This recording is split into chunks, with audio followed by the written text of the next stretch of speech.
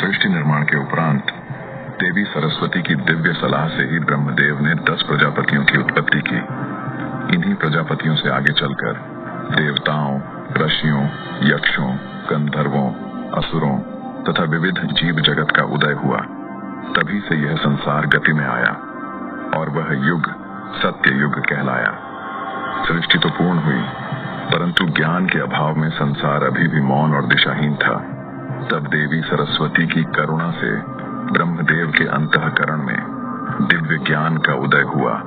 वही ज्ञान वेदों के रूप में प्रकट हुआ, जिसे देवी सरस्वती ने अपनी वाणी और वीणा के मधुर नाद से ऋषि मुनियों तक पहुंचाया। सृष्टि रचना के आदिकाल से लेकर लोक स्थापना तक ब्रह्मदेव तथा देवी सरस्वती ने बराबर का योगदान दिया।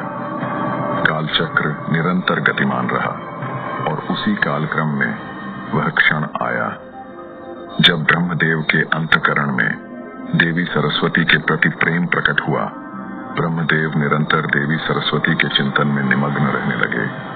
ऐसा प्रतीत होने लगा मानो अब उनका ध्यान सृष्टि रचना के कर्तव्य से हटकर पूर्णतः देवी सरस्वती पर केंद्रित हो गया हो। जब इस स्थिति का आभास देवी सरस्वती को हुआ तो वे ब्रह्मदेव से रुष्ट हो उठी और अपना स्थान त्याग कर उनके ऊपर अत्यंत ऊंचाई पर जाकर स्थित हो गईं। यह दृश्य ब्रह्मदेव के हृदय को गहरे आघात से भर दिया। उस क्षण उनके भीतर प्रचंड क्रोध का उदय हुआ। क्रोधावेश में उन्होंने अपना 5वां मस्तक प्रकट किया और आकाश की ओर तीव्र गति से अग्रसर होते हुए देवी सरस्वती के सम्मुख जा खड़े हुए। अहंकार से अभिभूत होकर उन्होंने मर्यादा का परित्याग किया और वाणी की अधिष्ठात्री देवी का घोर अपमान करने लगे। ब्रह्मा के इस पंचम विकृत और अहंकारी रूप को देख तथा उनके ही हाथों स्वयं का घोर अपमान होता देख देवी सरस्वती क्षण भर भी न रुकी। क्रोध और करुणा से व्यथित होकर उन्होंने उसी क्षण ब्रह्मलोक का परित्याग किया और पृथ्वी की ओर प्रस्थान कर गईं।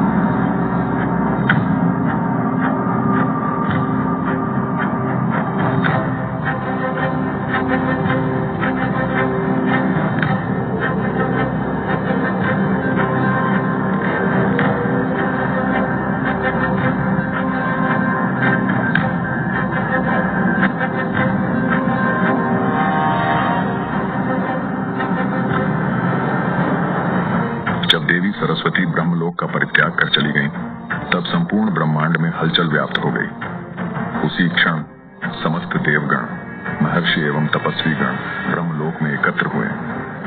वे सभी ब्रह्मदेव के चरणों में नतमस्तक होकर गहन आदर, विनय और चिंतन के साथ उन्हें उनके पथ से विचलित होने से रोकने का प्रयास करने लगे। पितामहाय नमः। हे सृष्टिकर्ता, आपका 5वां मुख धर्म की सीमा लांघ चुका है। कृपा कर उसका परित्याग करें और पुनः अपने मूल धर्म पथ पर लौट आए। हे सृष्टिकर्ता, अभी भी समय शेष है। कृपा कर अपने इस अभिमान से ग्रस्त सिर का परित्याग करें और माता सरस्वती को ब्रह्मलोक में पुनः आमंत्रित करें। इसे मैं प्रार्थना समझूं या चेतावनी? और अब आप सभी देव, ऋषि, मुनि स्वयं सृष्टिकर्ता को सद्बुद्धि देने चले हैं। स्वयं ब्रह्मा को मैं अपने पथ पर पूर्णतः अडिग और सटीक हूं। समझाना है तो जाकर देवी सरस्वती को समझाओ। अब आप सभी जा सकते हैं। ब्रह्मदेव, आपकी भूलें अब केवल आपकी नहीं रही।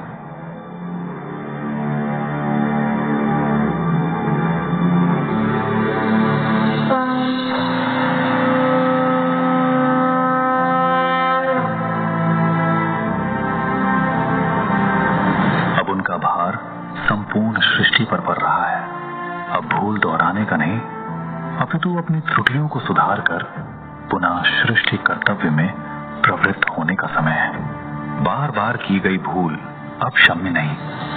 स्मरण रखिए, सृष्टि धैर्य से चलती है, अहंकार से नहीं। अब कृपया अपने पद का शोधन करें, हे ब्रह्मदेव।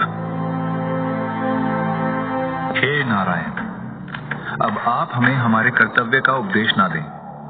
हमें भली भांति ज्ञात है कि हम क्या कर रहे हैं। ये ना भूलें, हम स्वयं ब्रह्मा हैं, सृष्टि के रचयिता, और इस कारण इस सृष्टि में हमारा स्थान सर्वोच्च है। इसी प्रकार श्री विष्णु सहित समस्त देव और ऋषि मुनियों के प्रार्थनाओं को अस्वीकार वन देखाकर ब्रह्मदेव अपने अभिमान में चूर्ण व स्थिर रहे। हे महेश्वर, आपकी शरण में सरस्वती का नमन स्वीकार हो।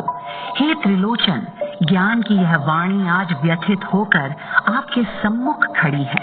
यदि शीघ्र आपका हस्तक्षेप न हुआ तो सृष्टि का संतुलन टूट जाएगा, क्योंकि ब्रह्मदेव अब स्वयं को भी पहचान नहीं पा रहे।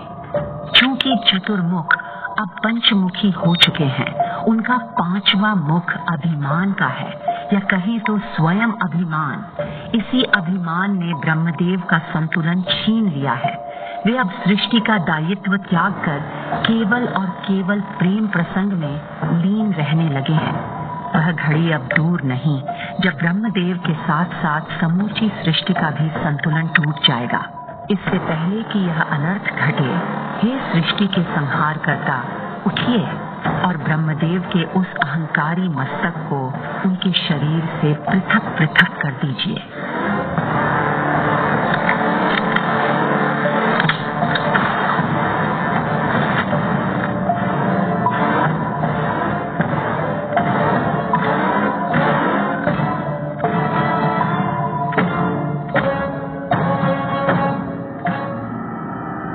हे देवी ज्ञानेश्वरी, आपको शिव की ओर से कोटि कोटि नमन।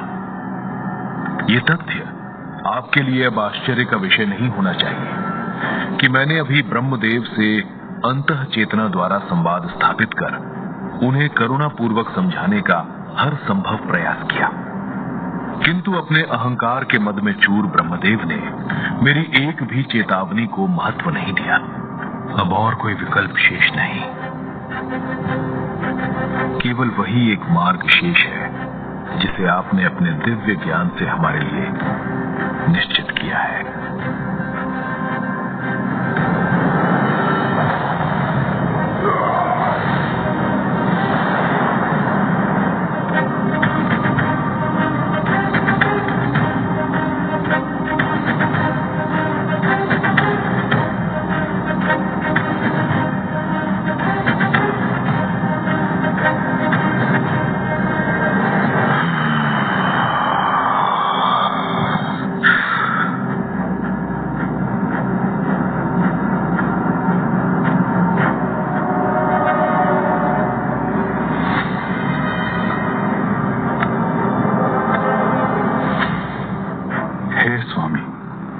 दिव्य चरणों में भैरव का कोटि कोटि नमन।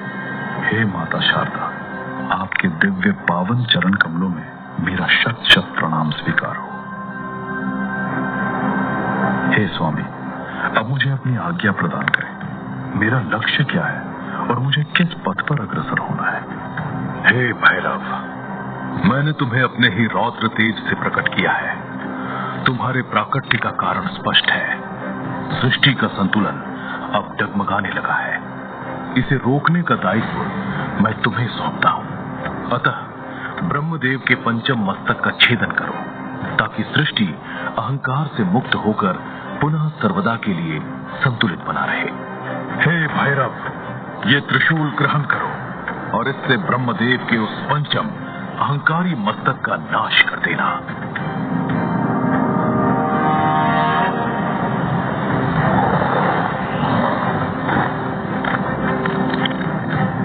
अपनी सवारी हेतु इस श्वान को भी साथ ले जाओ, क्योंकि ये तुम्हारे प्रत्येक कदम में सहयोग देगा। स्मरण रखो, अब ब्रह्मलोक की परिस्थिति पूर्णतः भिन्न एवं भ्रामक होने वाली है। जो आज्ञा शिरोधार्य स्वामी। हे नारद, अब एक क्षण भी व्यर्थ मत गवाओ। तुरंत जाओ और तीनों लोकों में ये उद्घोष कर दो कि ब्रह्मदेव ही हैं जगत के सर्वश्रेष्ठ देव एवं त्रिदेव।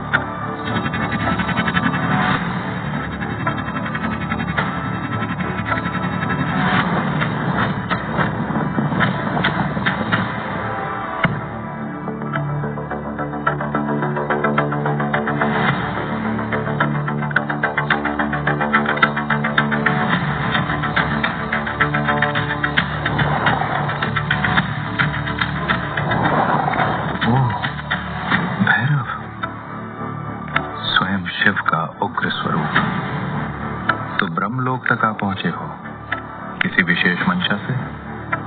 निश्चित ही शिव ने तुम्हें भेजा होगा मुझे समझाने, मुझे रोकने। पर सुन लो, इससे पहले कि तुम कुछ भी करो, मैं अभी व्यस्त हूं और अब तुम जा सकते हो। वाह ब्रह्मदेव, मुझे तो पहचान गए, मगर अपने अहंकार की पहचान नहीं कर पाए। और मैं यहाँ आपको कोई समझाने या रोकने नहीं, बल्कि आपकी धज्जियां उड़ाने आया हूँ। भयभीत मत होइए, सारे नहीं उड़ाऊंगा, केवल एक। ओ देवी सरस्वती,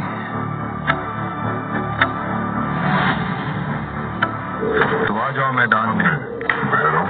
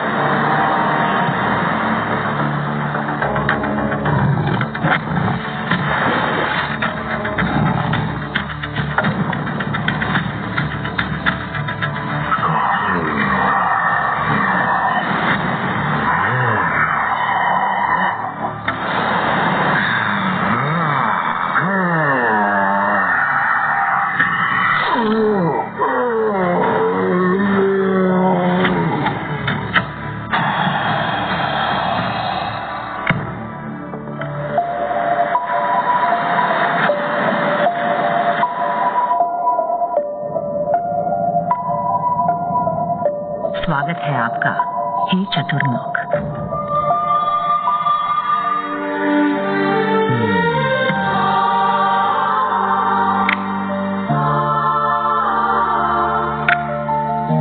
अब आपको देखकर मन में एक दिव्य शांति प्रतीत हो रही है, तो उठिए और आइए हम दोनों साथ मिलकर सृष्टि के महान कार्य को फिर से आरंभ करें। हे देवी सरस्वती, मेरे दुस्साहस और अभिमान को कृपया भुलाकर मुझे क्षमा प्रदान करें, क्योंकि अब मैं अपने कर्मों पर अत्यंत लज्जित और ग्लानिग्रस्त हूँ। अब आप ऐसा कहकर मुझे लज्जित कर रहे हैं। सहयोग तो हमारे अस्तित्व का धर्म है और यही हमारी प्रकृति भी। असंभव, ये सर्वथा असंभव है, ये कदापि नहीं हो सकता, कदापि नहीं।